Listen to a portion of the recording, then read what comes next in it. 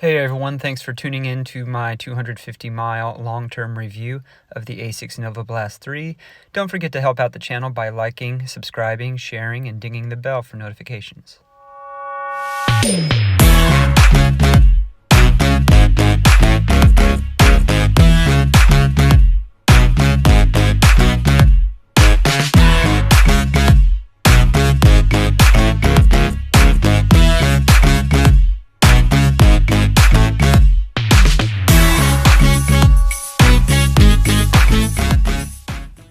Good morning, everyone. We are here to talk about this shoe, the Novablast 3 from ASICS. I'm doing a 250-mile review on this shoe.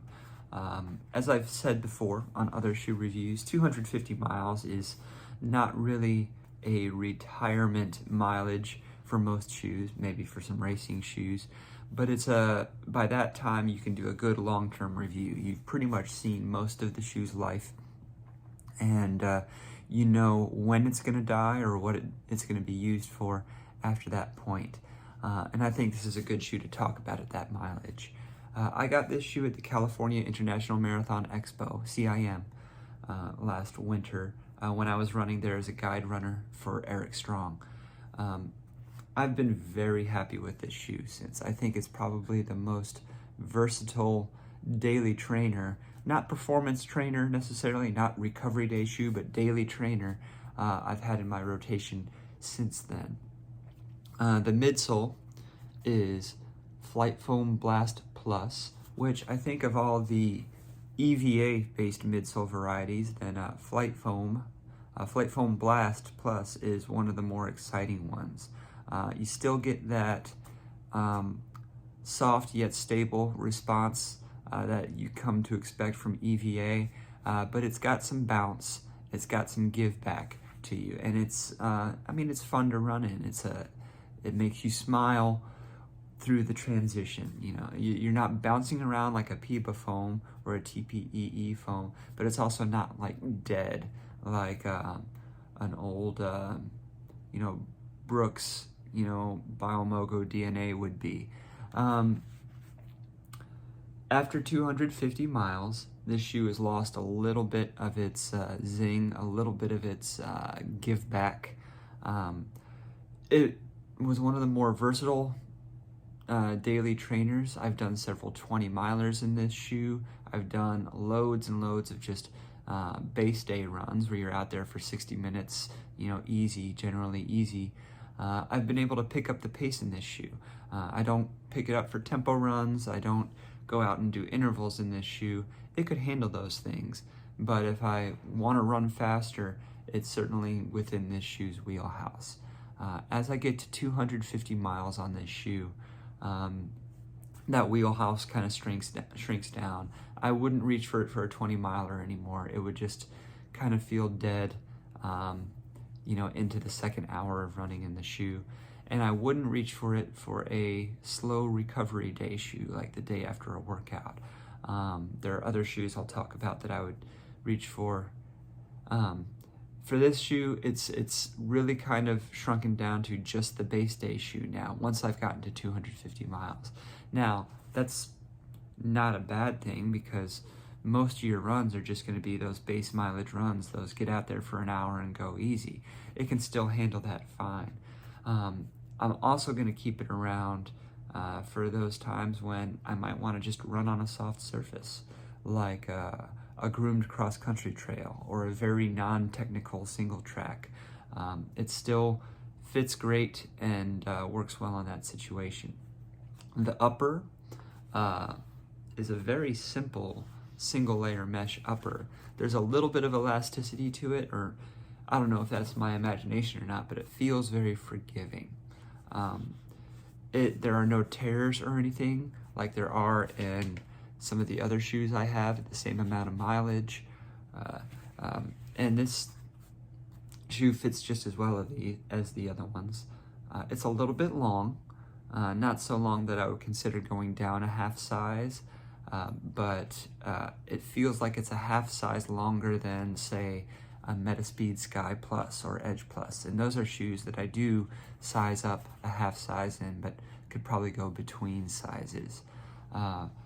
The lockdown is perfect. There's a pretty significant heel counter, a good amount of padding here, not so much that it's really plush and, you know, having you wiggle around like you would in a really padded shoe. Very simple tongue, thin tongue, but I've not had any problems with lace pressure. The laces, well, the laces are very long. I don't really mind long laces all that much. Fit is just really good. With it being a little bit long, sometimes I'll wear a thicker sock, like I'll wear an Injinji midweight sock, or even a trail sock, which is kind of a midweight sock, or their ultra sock, which is basically a trail sock that has some added padding in different layers. And that allows me to just, you know, do those easy base miles.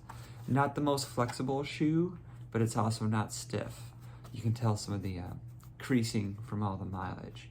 As far as durability, I think it's gonna last a long time. You just may lose some of the top end and bottom end of it, and it's gonna be relegated to those base days after 250 miles.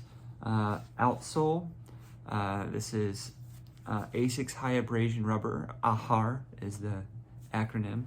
After 250 miles, at this distance, you can barely tell that there's any abrasion there. You can tell some of the abrasion on the exposed EVA. That's not going to affect performance or anything. There is some abrasion there. That's about what it would look like new, because I don't really step on that part. But normally on other shoes that have a lot less mileage than that, it's way more beveled down, you know. So very durable shoe, which is good for a daily trainer. The one gripe I would have about it is the traction of this ASICS High Abrasion Rubber. At least if there's any kind of moisture or dampness on the pavement or asphalt or tarmac.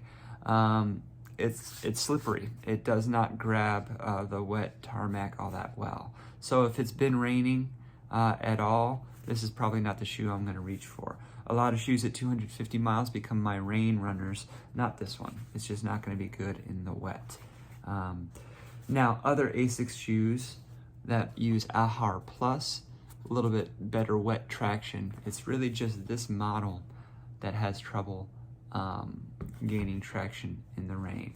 Now, having this shoe as a base day shoe, and then having other shoes like the ASICS Gel Nimbus 25, which can be my easy day shoe, it allows me to keep on using this one because I've got this one as my recovery shoe. I don't even use the Nimbus as a base day shoe. I basically use it for just recovery.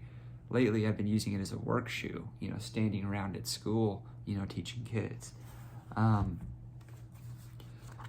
So what would I compare this to? In my rotation, like I said, not much. I don't usually do a lot of straight daily trainers. Most of my daily trainers have some kind of performance aspect to them, or there'll be a straight recovery shoe like this one. In my rotation, the New Balance Rebel V3 would probably be the closest. The Rebel's going to be softer and bouncier, but one thing that I can do in the Novablast 3, but not in the Rebel 3, is feel comfortable on a 20-mile run, up until that 250-mile mark. I can do a 20-miler in the Rebel, but it's going to bottom out way before the end. This one, about 90 minutes, and that's about the max for this one. Lately, I've been taking this shoe to work, too. I might do a lot of, you know, shorter, faster runs in the Rebel that I wouldn't do in the Novablast, but the Novablast is still more versatile. Along that same line, Saucony Kinvara 14.